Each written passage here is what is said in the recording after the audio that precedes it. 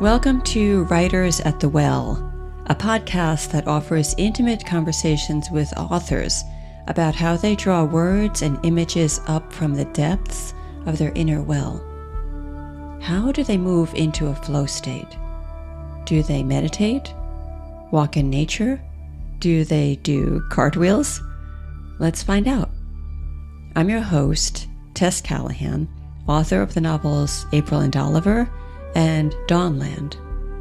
I hope you enjoy this deep dive into the inner workings of the creative process. Today, my guest is Mar'ce Merrell.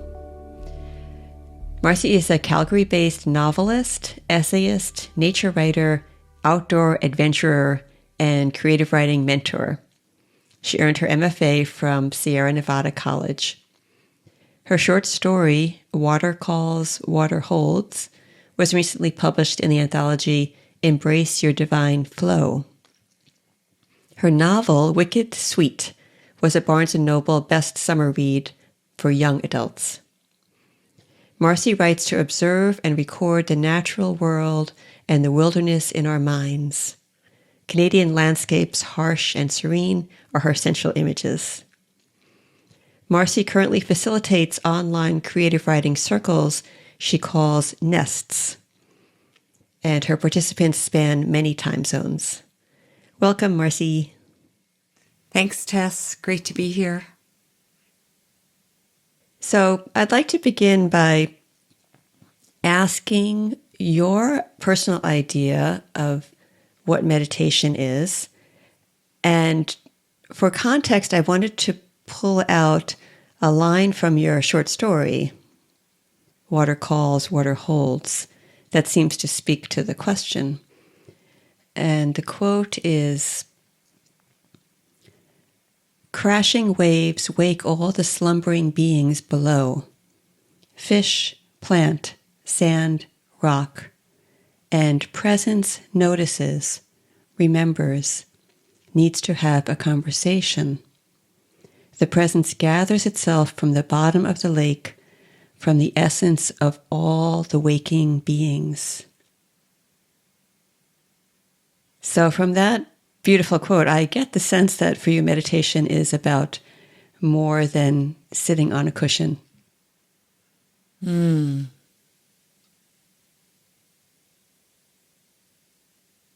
Yeah, first of all, those lines came to me right after a very deep meditation, actually. I was on a deadline. I'm a bit of a procrastinator. I believe that everything will show up when it needs to show up, but sometimes I get a little stressed because it doesn't appear to be showing up right away. So I sat in stillness for maybe 45 minutes, and I just allowed whatever was coming through my mind to come through. And I tried relaxing my body as much as possible. And I would just kind of do a body scan every time I noticed some tension, particularly in my shoulders or my jaw. And after about 45 minutes, I felt very centered, grounded, sort of aware of my body in space and aware of my thoughts as a stream that was just happening. So I didn't have to attend to them. I could just let them go by. And I started writing. And when I wrote the word presence, I can remember feeling this feeling in my heart like it was just expanding. And I thought, oh, I think this is what I'm supposed to be writing. This is what I sat still for. This is what I've been waiting for, is this kind of moment when the unexpected happens. So, getting back to the question, meditation for me is is an act of being still, listening to an inner rhythm and attending to the body. I guess that's what it is. Yeah.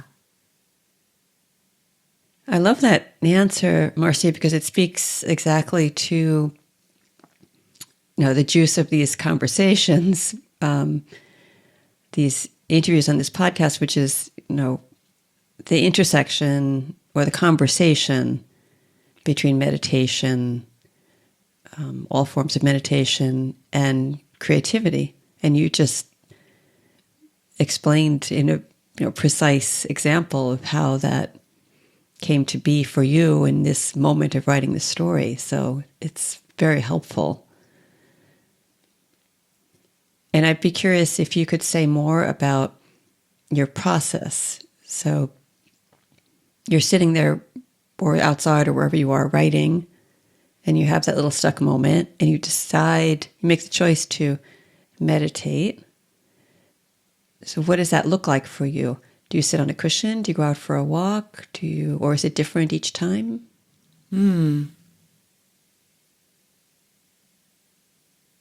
If my head is full of thoughts, then I definitely go for a walk. The act of my feet on the ground helps me to see the thoughts, to understand the thoughts as just floating by, floating through. And there's something about my feet on the ground that helps me to feel my body more fully. And when I'm in my body, I have a much greater capacity to meet stillness.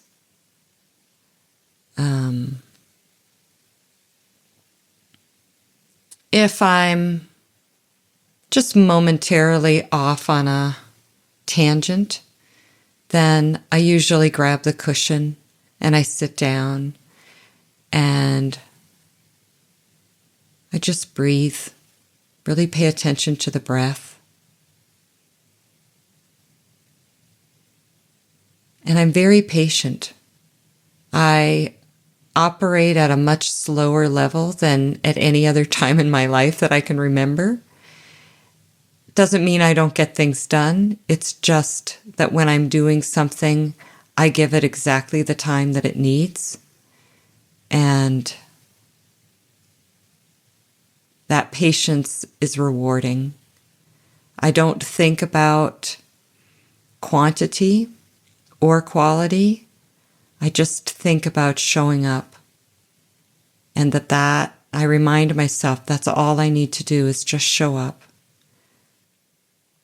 I'm a recovering perfectionist, actually. You would never really know it based on how I live my life now, I think. I've got messes everywhere. But there were times in my life where I couldn't operate or function very well unless everything was cleaned and cleared. And I realized that those were actually distractions to showing up. And so showing up, I guess, is my process. And that resistance to perfectionism or letting go of perfectionism, those are sweet words for any writer, I think, or a meditator. Yeah. Can you talk a little bit about how you got there? You say you haven't always been this way. So can you speak to your evolution as a meditator and or writer, however you want to answer that? Yeah, I started meditating about 20 years ago on the advice of, I wouldn't even say advice. I asked my therapist, Rosa, just a remarkable human being. She really helped help me save my life. And she said, well, if you're having difficulty staying with an emotion, you might be interested in trying meditation. And I started with Jon Kabat-Zinn, guided stress reduction meditations. Stress reduction seemed very useful to me at the time.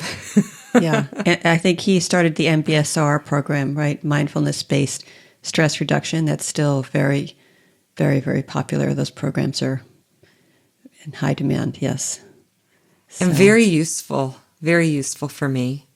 I had a cat, Aurora, who would sit on my lap, and she seemed to be able to accept stillness much more readily than I did. I had real challenges being still. I would force myself to stay until the end of the meditation, even though it could be 50 times that I just wanted to get up and wash a floor or wipe a counter. I was a mom of 5 kids at the time. And just, I wanted to write. I felt a calling to write. And I had such challenge in managing a household and writing, and then also all of the emotional work that comes with growing as a person. And meditation really became at least a thing I did every day, even if it didn't sort of seem to be working. I just stayed with it. And I noticed that when I would go to my therapy appointments after some months, that I was able to actually sit without having as much of a story and just sort of wait to see what was coming up. So I kind of got excited about meditation. I thought maybe it could really help me. And I asked my therapist, Rosa, do you think I could go to like a retreat? Do you think I could handle it? And she said, absolutely. So I signed up for a week-long retreat at Mount Madonna Retreat Center in California with Jon Kabat-Zinn and Saki Santarelli. And I thought of myself as the most strange, evolving part of me that I had ever seen. I just never expected that this would be what I would do. Oh, there's my alarm saying it's 10:35. Look at what I'm doing at 10:35. Amazing. Anyway, so I went to the retreat and I felt out of my depth. I sat in the same place every morning. I had about 4 blankets around me to keep me sort of warm and protected, I think. And we meditated through periods all day long and even into the evening. There was a period of time where we were silent, 72 hours of silence. And it was the hardest time I'd ever had being with a group of people.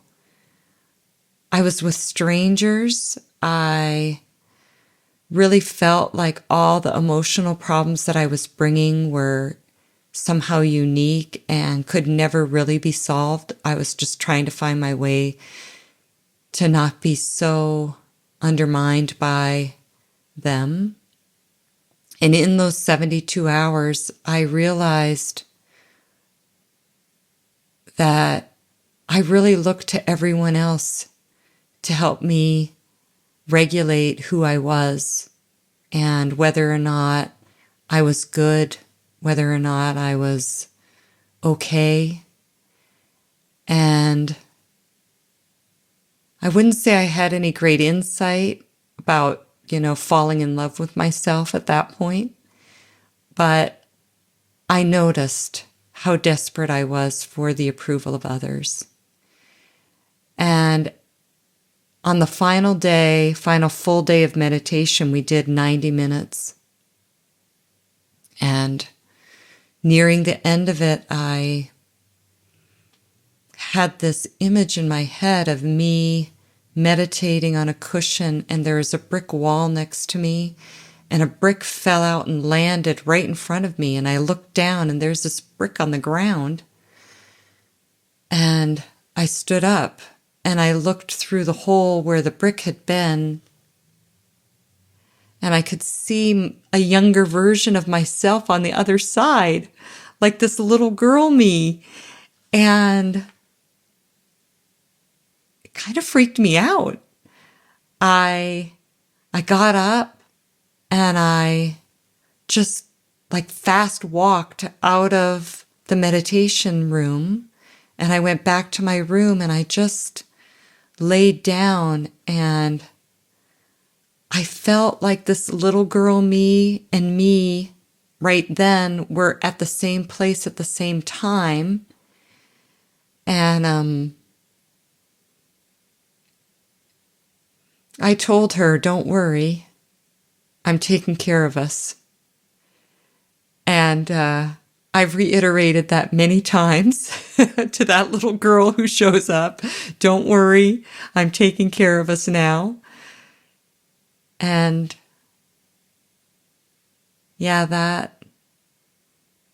that memory is so vivid for me and so useful. I think these events that happen in our lives can be so useful. So I came back from that retreat and knew that my life was going to change. I didn't exactly know how. Again, I kept trying to be patient and just saying yes to what came my way.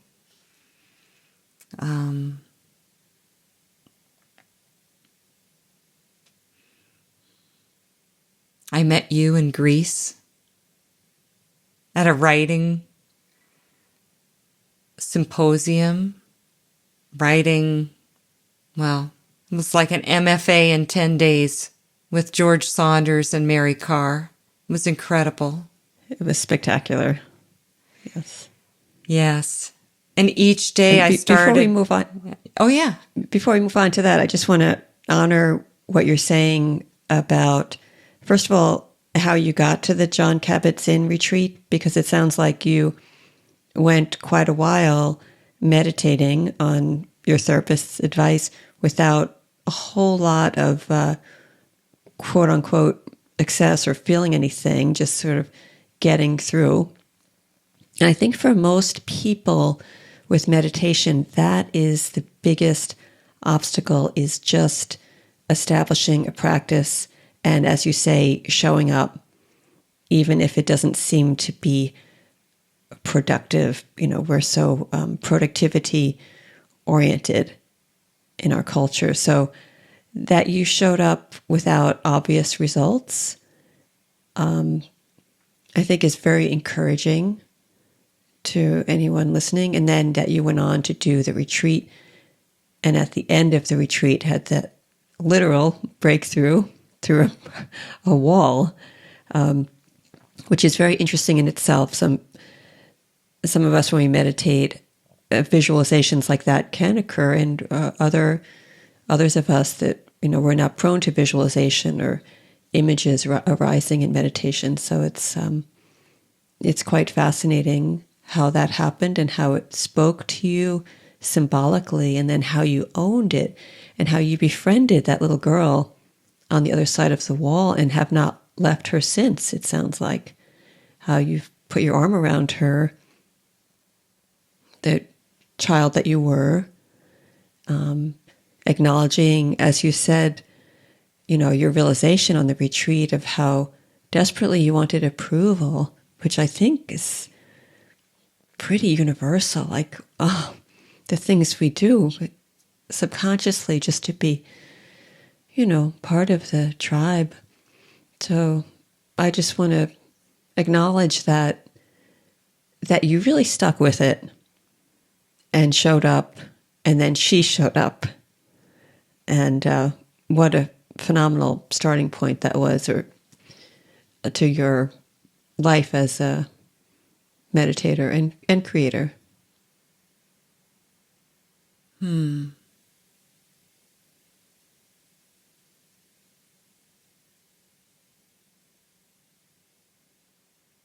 very grateful.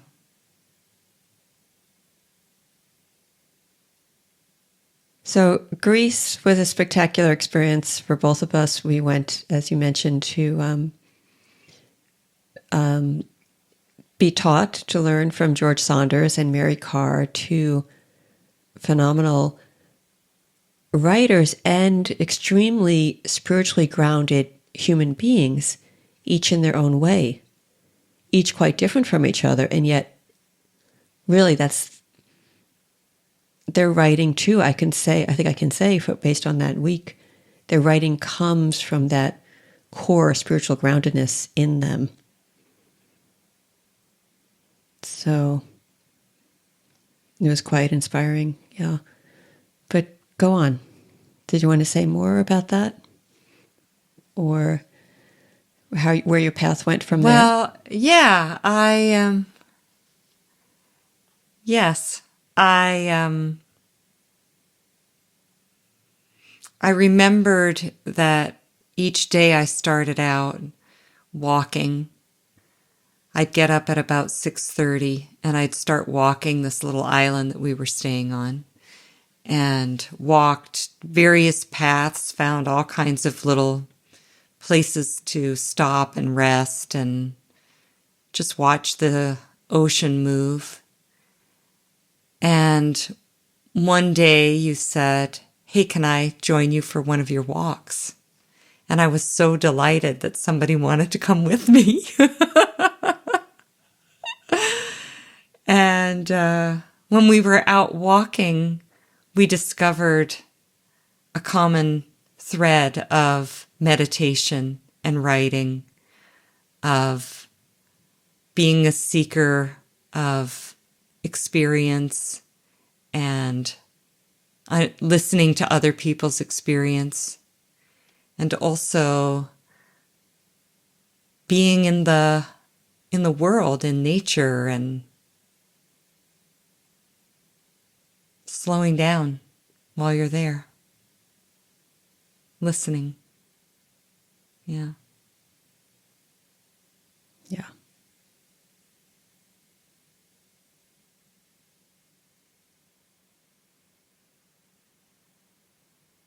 So meditation and nature has been an interesting connection for me. I decided to change my life. I needed to really change my life. I had a marriage that was not functioning, and I had all of my children who I loved and who I saw my relationship with them as fraying a bit. I was really struggling with a past story, a past understanding of myself, events that had happened, and my running from facing them was resulting in a lot of sort of hiding behavior or avoiding behavior. And I think this is common among writers, that one of the reasons why we write is to try to see who we are. I've talked to a lot of people who haven't, formally become writers, but they have written in journals. And they say things like, "I only write in my journal when my life is falling apart and I don't want to read it back again." And I believe that writing was what I was meant to do. So that belief has encouraged me to continue to sit down and write again and again. But when I decided to change my life, I looked for experiences that could break me out of the pattern I was in. And one of the experiences I found was Outward Bound, which is an guided adventure experience. Started in the United States, but it's also in Canada. And they had a program called the Women of Courage. So women who'd been exposed to violence in their lives could come together with 2 wilderness therapists and go on an adventure. The one I ended up going on was canoeing through Desolation Sound, which is an area between Vancouver Island and the mainland of Western Canada. And what a metaphor it was remarkable. That is, huh? Yeah, no kidding. I had we had to do a solo night. We were invited to be alone with everything we brought with us, our inner lives, and a piece of ground that we found on an island where we were stationed, which is also an interesting metaphor. And I found this rock ledge. I only had my sleeping mat, my sleeping bag, and a little plastic bag of food, and 3 pieces of paper, a pen, and an envelope. My task was to write a letter to myself that would be mailed to me, and I would receive it 6 months later. I couldn't think of anything to write. My head was full of all the ways in which my life was not what I wanted it to be. And I didn't want to write about that. I didn't want that to be the future. So I sat and watched the waves for a while. Then I laid down and fell asleep. And I woke up because a bee stung my foot. And I just shouted. I jumped up. I was on this rock ledge. I just about fell off the rock ledge down the cliff and managed to save myself from that. And that bee sting was so painful. And I just kept looking at my toe swelling up and thinking, well, what am I going to do? How am I going to get through this? And eventually it went away. It still hurt, but it went away a bit. And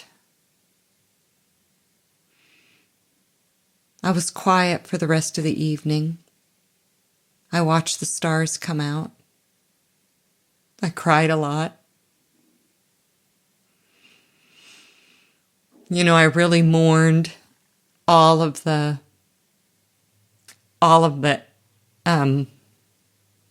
ways in which my life was frayed, I guess. I reached out to every person that I knew, and I just tried to send them, say, I love you, and I'm sorry.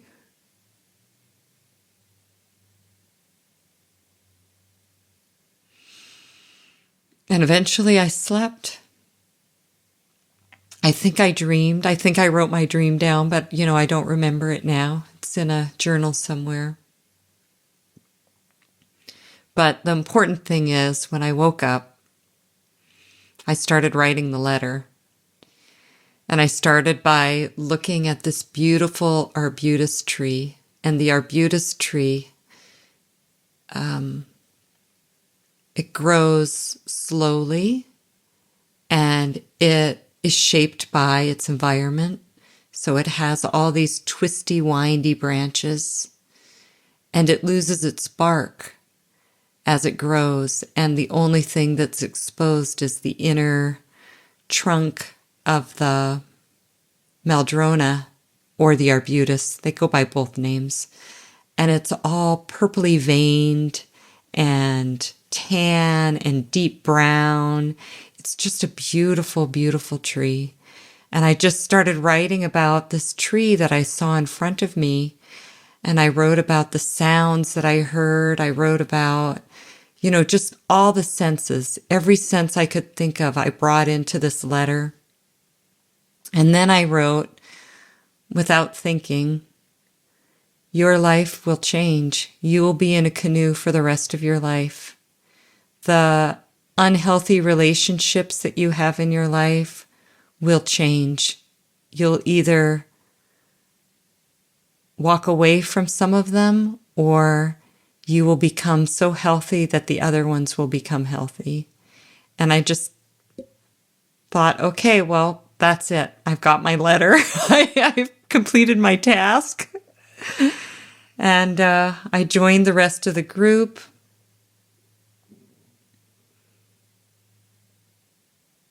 And those moments when, as meditators and as writers, when we really stop to be right in the present moment, to be exactly who we are, where we are, they're so instrumental.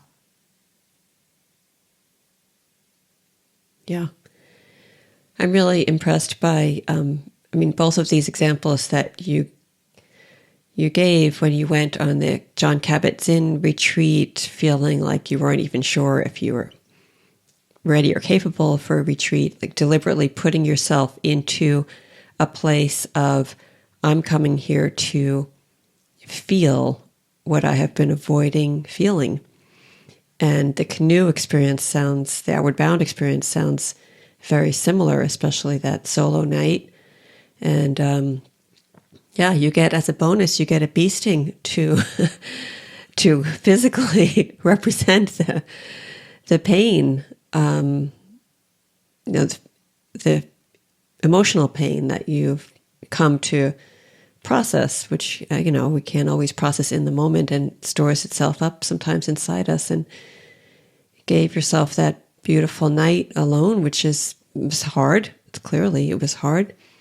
And then that beautiful image of the tree, the Madrona tree, revealing, the outer bark, all the protection and the armor that you needed to cover yourself with to stay safe, peeling off and seeing the beautiful colors underneath, and just letting yourself experience your naked self in that moment. I wonder if that felt as courageous as it sounds, or if it was just like desperation. You just went because you were, curious to hear how you got yourself to be so willing to be present with the pain that was there to be processed.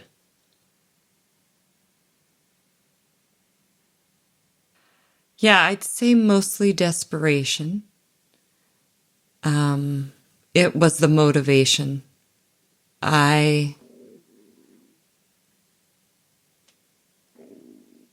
My relationships with other humans, particularly my children at the time, have always been so important to me. I felt such a huge sense of responsibility toward other humans. And now it's extended to nature because of that whole experience about being in a canoe and being held by that tree and recognizing the importance, or just the connection, I guess. So desperation is often the motivation. I know that a change is happening, and I want to go with the change. I don't want to resist it. I don't want to be angry. I don't want to be entrenched in a position where I'm hiding, where I'm protecting myself so much that I lose touch with the beauty of life. And the courage, it's obviously always there too, the idea of a strong heart. I feel with my heart, and I love joy. I love to laugh. I've been around people who really laugh, and I love them. And I love when laughter comes just through noticing sort of the beauty and the funniness of being alive. And I have sought it out for sure. And so that, I guess, joy and courage are right next to each other for me. I know that if I'm courageous, then I will laugh at some point in the future.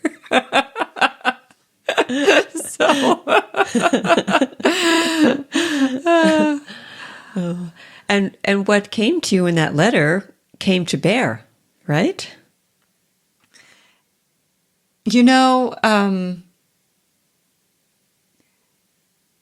Talk about joy, right?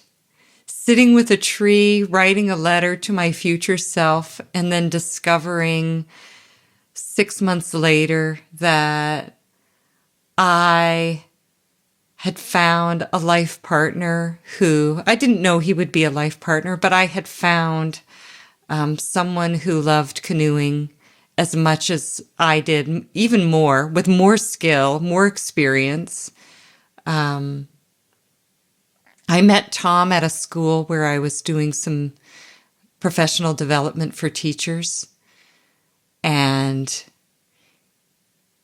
there was a fire drill, and we all ended up outside for the fire drill. And he brought his laptop out with him and said, I've been working on a video about my identity based on a provocation that I'd offered to add arts into your teaching.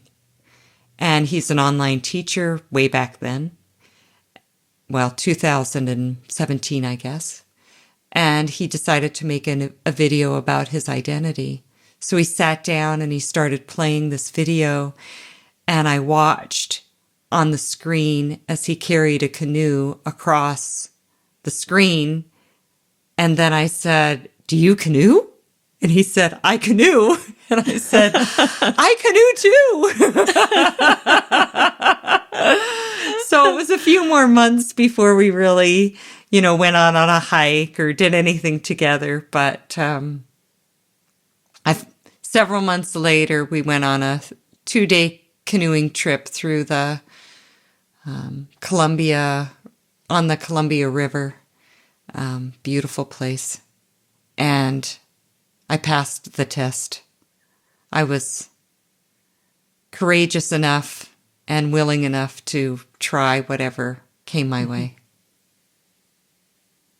It's amazing the energetic thread between that letter to yourself and meeting Tom and how canoeing has become part of your life. It seems like a direct connection. Mm-hmm. Yeah. I think, too, there's an energetic connection between meeting you and meditation and just my future self and how I've evolved as a human.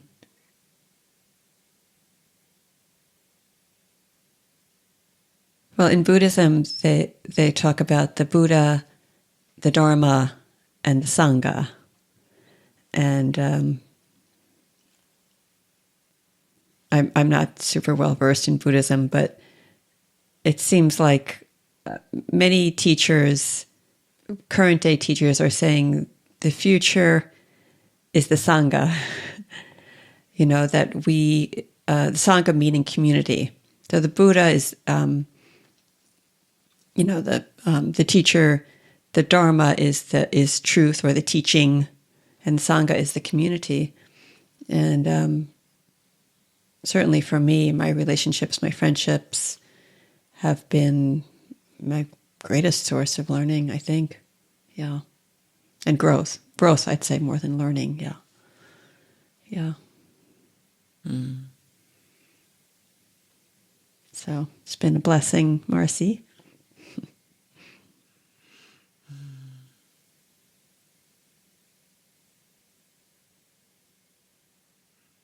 Yes. Do you want to say too. any more about the how canoeing has been part of your spiritual journey or writing journey? Oh, yes. Canoeing and being out in the wilderness. I think we did a trip once where I lost the map on portage number 2 of 7 portages. And we discovered that the map was missing on the 7th portage. And Ouch. yeah, so we emptied the canoe of all of our stuff and left it at the end of the 7th portage. And then we went all the way back through all the portages until we found the map. Of course, we didn't know whether or not we'd find it, but we figured it must have fallen off of something when we were portaging. And I think it was even our first day or second full day out paddling. We were doing a 10-day trip. So our muscles were not, used to all of what we were going to put them through yet. And we got back through to the second portage, got the map. Then we had to go back through 5 more again. We got to the end of that last portage, and then we still had a couple of hours of paddling before we could get to a campsite. And now we were later in the day, and it was a sunny day. And as anybody who canoes knows, sun and time of day has everything to do with wind. So we were battling a headwind as we were paddling. And I was pretty miserable, How could I? Beating myself up, all of that stuff. And I just kept paddling, I just kept putting the paddle into the water. And eventually I started to sing, just a repetitive, tone after tone after tone to keep me connected with the paddle, with the water. And other than that, we were silent. We just moved through the water. And I remember asking for help, to please help me, not only to get through this moment, but to help me to get through the rest of them, because I knew it was going to be a hard trip. And when we got to the campsite, I thought my arms would fall off. I barely helped unpack all of the gear out of the canoe, and I walked over to this amazing rock. We paddle up in northern Ontario a lot, and they're the oldest exposed rocks on the planet. It's the Precambrian Shield. And so you can feel the steadiness of the earth through these rocks. But anyway, I walked over to one of those rocks and I just laid down and I just surrendered. I put my arms back and my whole body surrendered. And it was the first time that I really understood surrender as an act of letting go of everything that I thought was sort of true. Because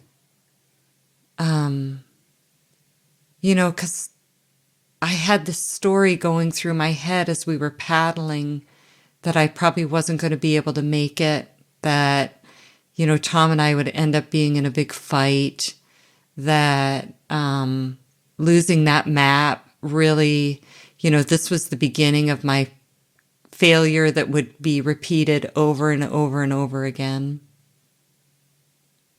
And that wasn't what happened. I surrendered. My whole body felt like it was floating, like there was so much space between me and the rest of the world around me, that I was held and taken care of. And yeah. Surrender is such a, maybe the most instrumental part of creativity and spirituality. So I love that you're talking about this intimate experience of yours and how you were brought to it. And I'm wondering if you can say any more about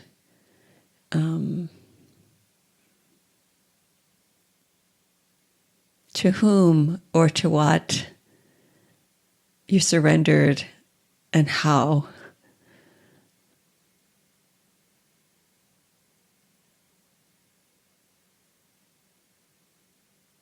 At the time, I felt I was surrendering to nature, to the world as it was right then and right there, and that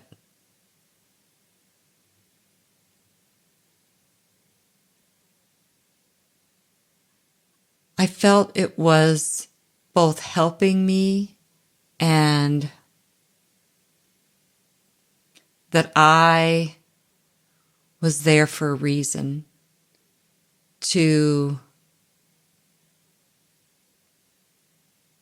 experience it, so that I guess this is where the creativity comes in, so that I could use that experience, or I could so embody that experience that I would be able to share it or shape it or invite it,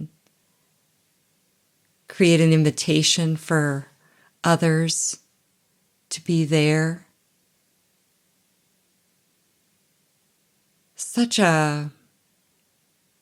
I think when you see great beauty, you want to share it. When that awe comes in, when you feel it through your whole body.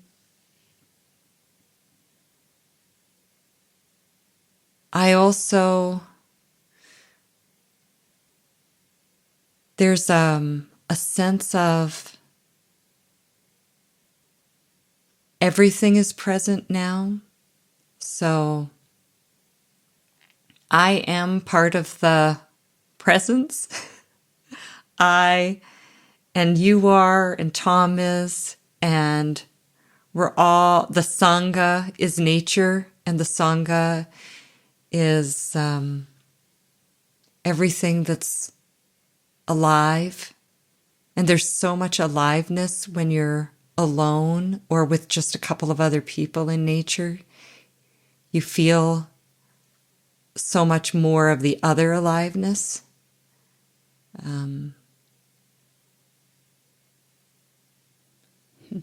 So I guess I think now I surrendered to the very essence of what everything is. That the only thing that could really help me was everything. Because I can recognize if I'm asking for help, I recognize that this little body has only so much capacity, and this mind has only so much capacity to understand anything at any given time and to take action. And through that creative act of asking for help and of surrendering, so much more is possible. I got up from after surrendering, I got up from that rock and I made a delicious dinner and I took a bath in, a lake, and I played and I laughed and I danced to my own music. Really? Yeah. Yeah. Wow, beautiful. It sounds like freedom. Yes, I There's think an irony. Surrender to be free. Complete liberation, liberation from the trap of thinking in only one perspective or, yes. Yeah. Yeah.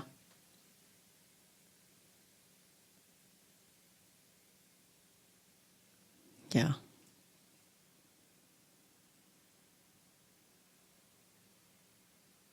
I've heard George Saunders talk about, in his writing process,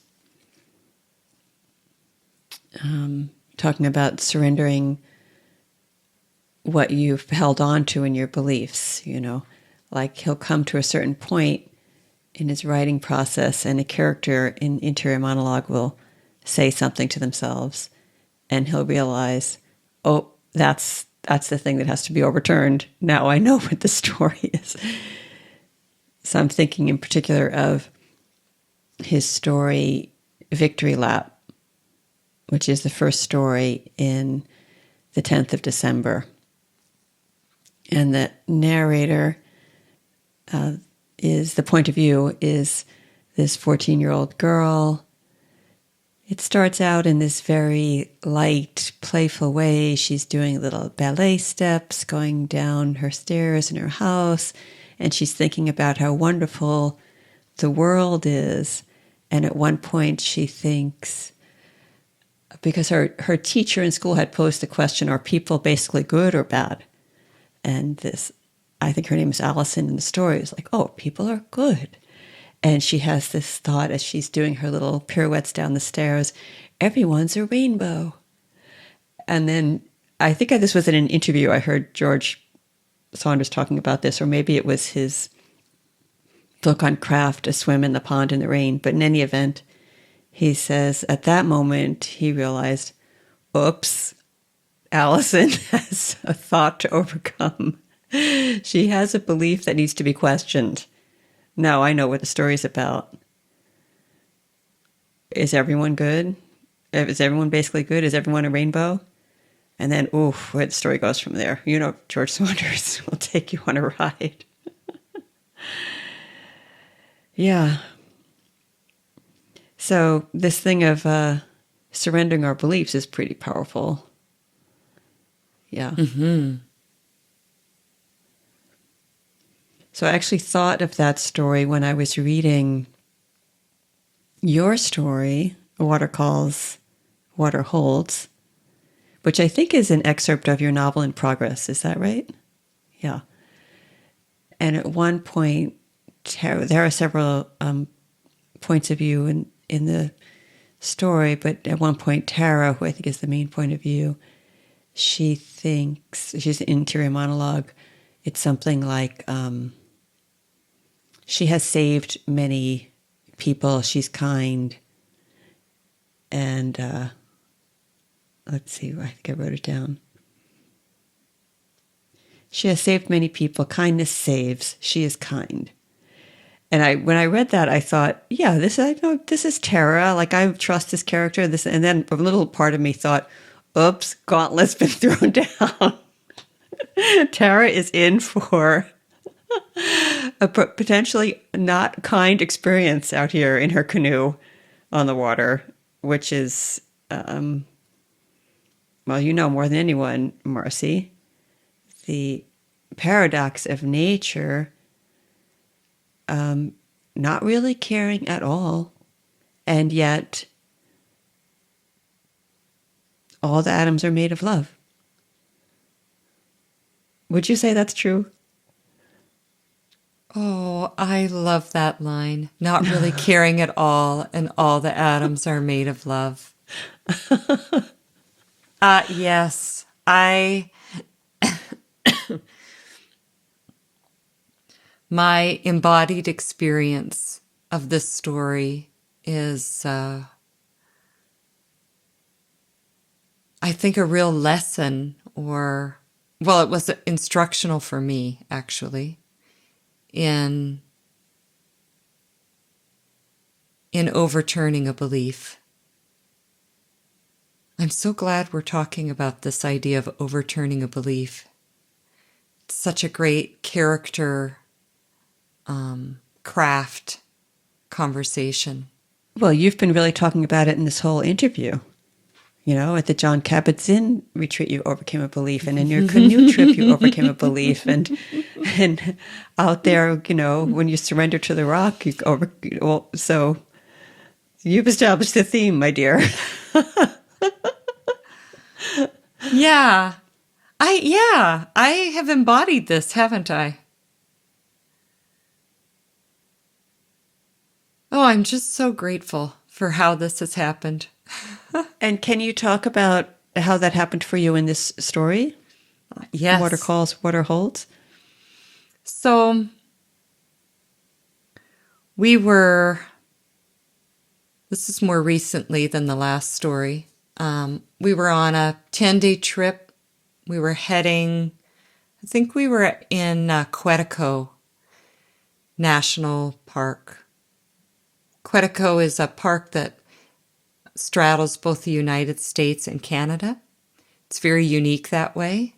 And there's many, many, many lakes. And you can do a lake-to-lake route for days and days and days. I think we did 12 days. And we were at day 3. The weather had been iffy.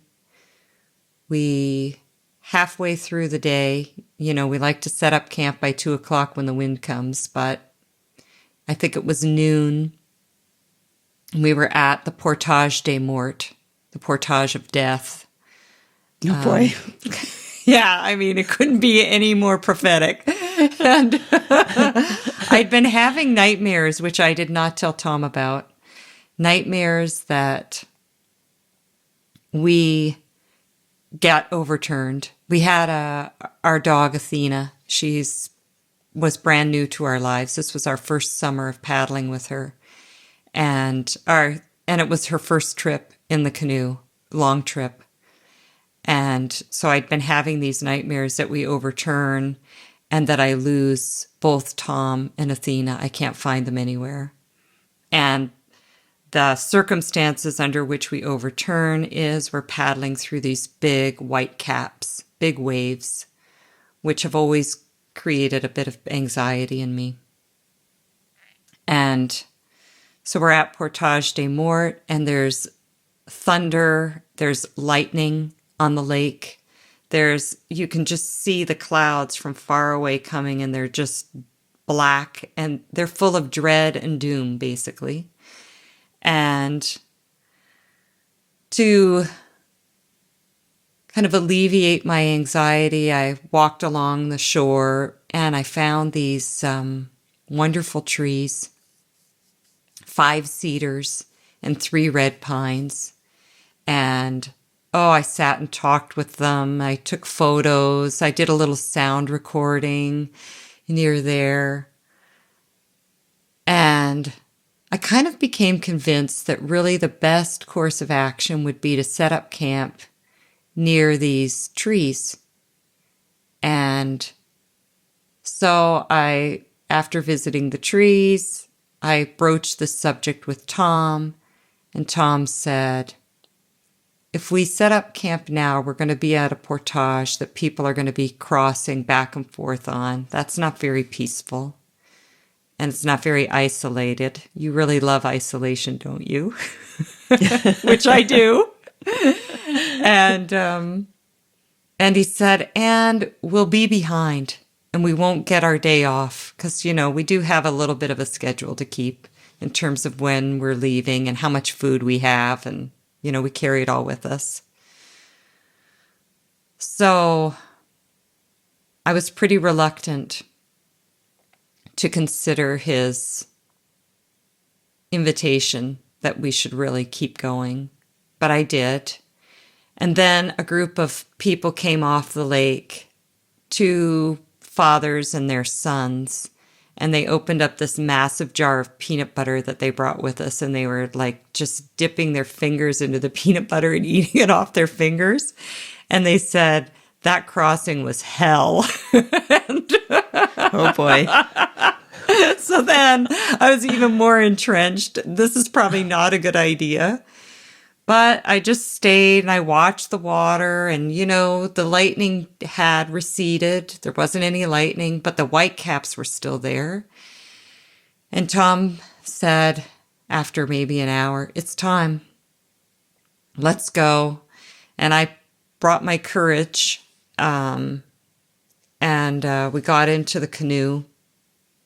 And even from maybe the 4th paddle stroke out, the whitecaps were just swelling big, and our canoe was moving side to side and up and down, and Athena would not sit still. She was, not settling.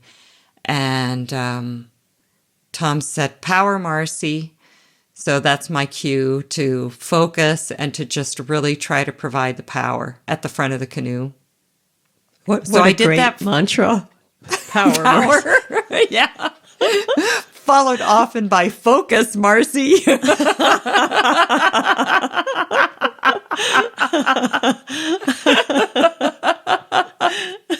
He's like, it's so funny. He's the voice from behind me, right?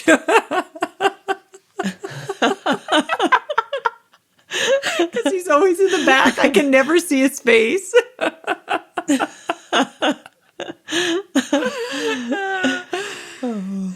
So anyway, we're out there and I'm paddling hard, and the whitecaps are there, and I'm looking at the distance that we have to go, and it's probably going to be a 30-minute paddle to get across. And the wind is up and the dark clouds are not dissipating. And that nightmare that I'd been having just kept replaying in my mind. And I just yelled back to Tom, "We have to go to shore. We have to go to shore." And he'd been kind of keeping us pretty close to the shore, because then you're not out in the middle and you're not at the full force of the waves and the wind. And he said, "The shore is dangerous because where the shore is, the waves hit and then they reverberate back. And so you just end up in more waves, but of a different kind if you go to shore." And I put the paddle down across the gunnels and I said, "I'm not paddling. We have to go to shore." Like that was it. I wasn't going to do it. And I could feel his upsetness from the back of the canoe. But I stayed firm. I did paddle us to the shore. I didn't make him do it all by himself, but we got to the shore, and he was right. The shore was not a safe place to be. It was rocky, and it was full of like low growing bushes and grasses. And when you stepped out of the canoe, you could just sink down to your knees in the unsteadiness of the ground there.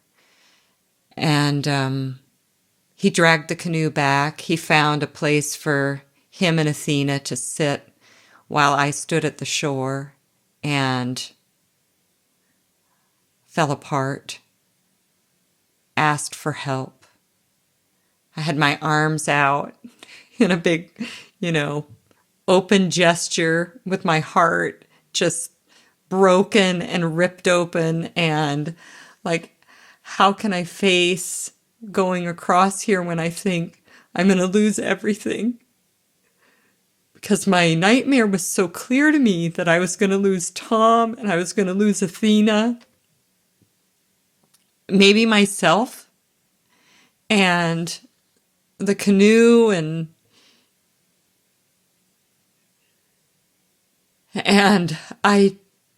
And I knew we couldn't stay there.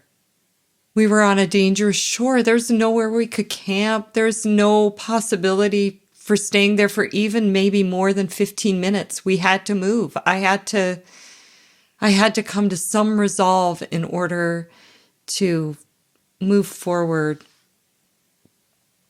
And I cried. And I could just feel that hurt.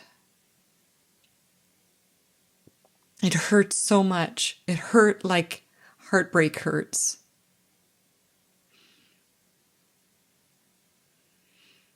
And eventually I stopped crying. And, it wasn't like the skies parted or anything. There's no,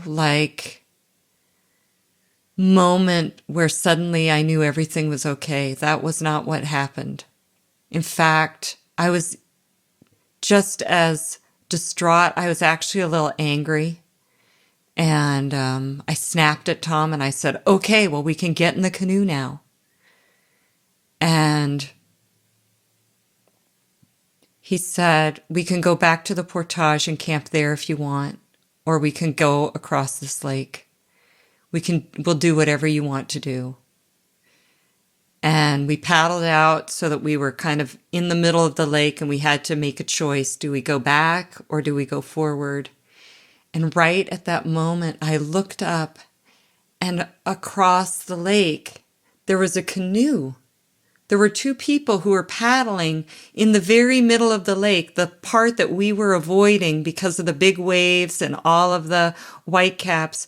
They were just paddling steady right all the way across, and I just watched them. And I thought, oh, it's possible.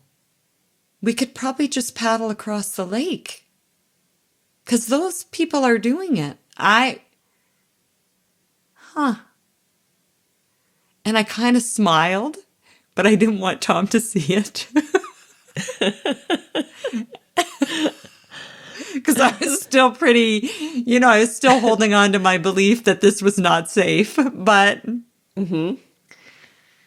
I said, no, we'll go. We'll go across the lake. We're going to go across the lake. And he said, are you sure? And I said, yes, we're going to go across the lake. And we did. We went right across, and the big waves were there, and the white caps were there, and the dark clouds were there, and Athena did not settle very easily.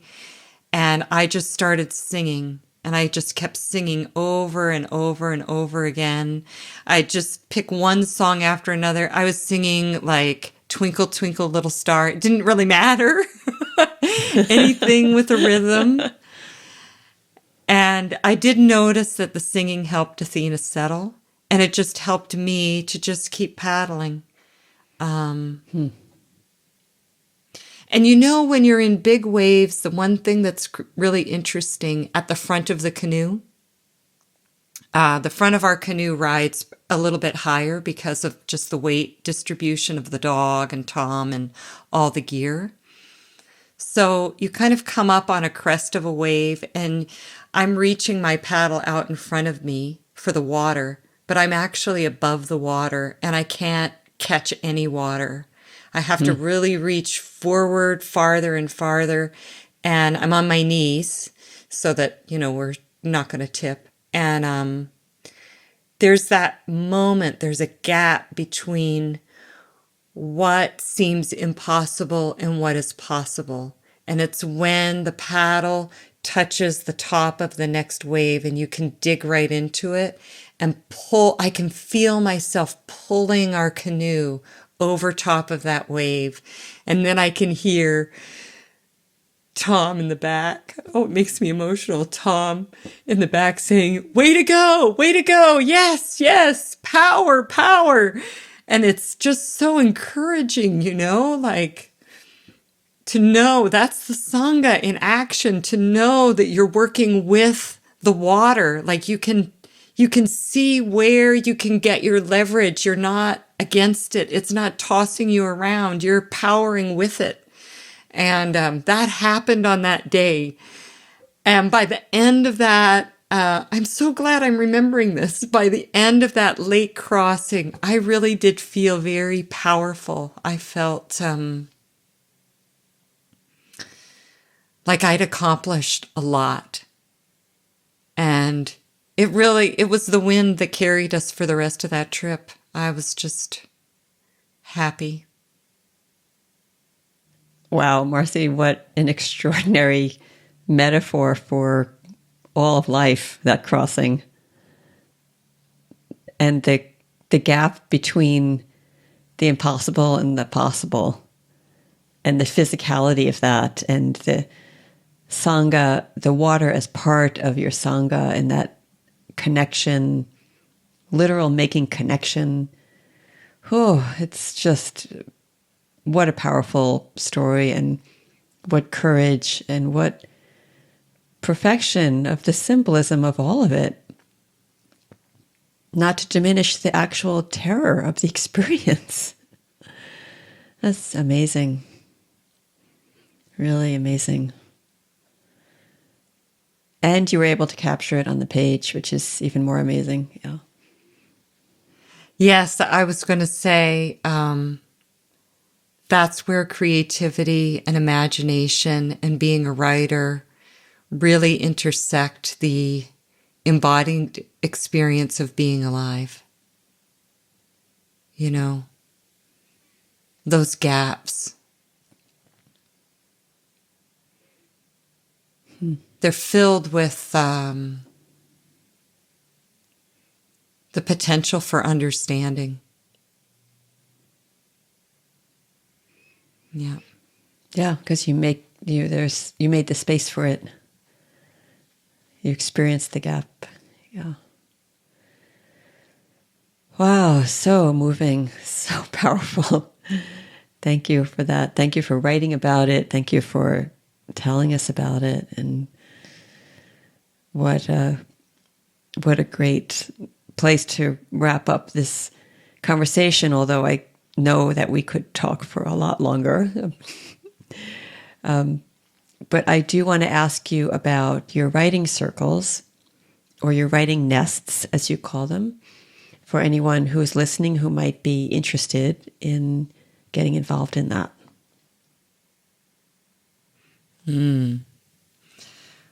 Well, our writing nests are opportunities for deep connection with 5 other people. There's a total of 6.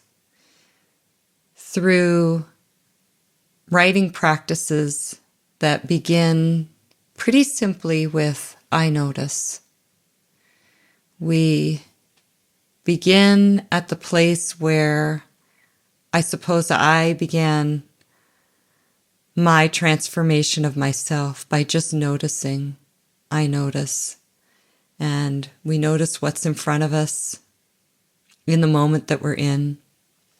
And we share those noticings with each other. And the nests evolve. They evolve into nests where we're focusing on writing, say, memoir, or nests where we're focusing on the spiritual aspect of being a writer, or nests about motherhood. And I just have an invitation out to anybody who is interested in being in a nest to let me know who they are and what they need. And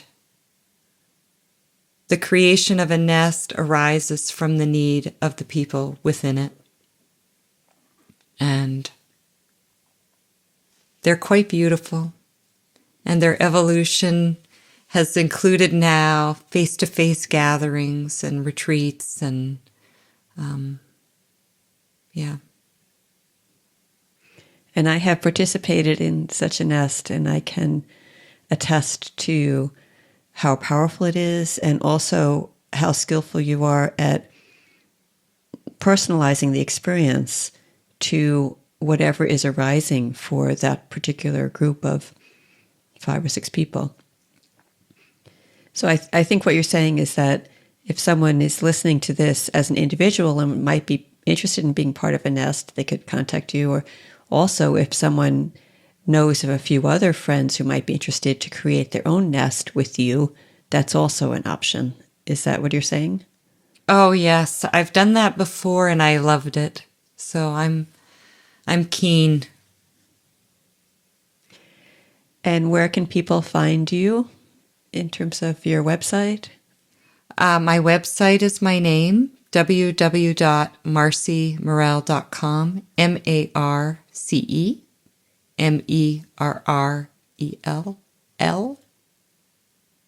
And I'm on Instagram as my name. Both of those places you can find my writings or observations of the world. Great. And where can we look forward to more of your writing, or where can we find your writing? Well, my website has links to various essays that I've written. I'm working on a big novel right now for young adults, and it's set in Ghost Lake, Alberta. It's a place where there are ghosts and where 5 young people head out into the wilderness, and they're on an odyssey, and they discover why our world is worth saving. And I think it's a journey that I've been enjoying having to discover why our world is worth saving. And I think the characters are compelling. They each have their own journals. And I actually physically go out onto the land to camp and canoe and write from each of the characters' perspectives in their journals in the moment. And also Athena, my dog, or our dog, is also a character in the novel, and she has a perspective. And also water has a perspective, and land and rock. And in my world, everything is alive. And that's what happens in my writing as well. Wow, how extraordinary. And I love that each one of those characters and elements has their own journal that you carry around with you and from whose perspective you write. That's such an honor to each of them. And what a perfect story for our time. You know, why this beautiful planet is worth saving. So, thank you for doing that work. And thank you for offering yourself through your writing nests. And thank you for this beautiful conversation. I've loved every minute. Thank you, Tess.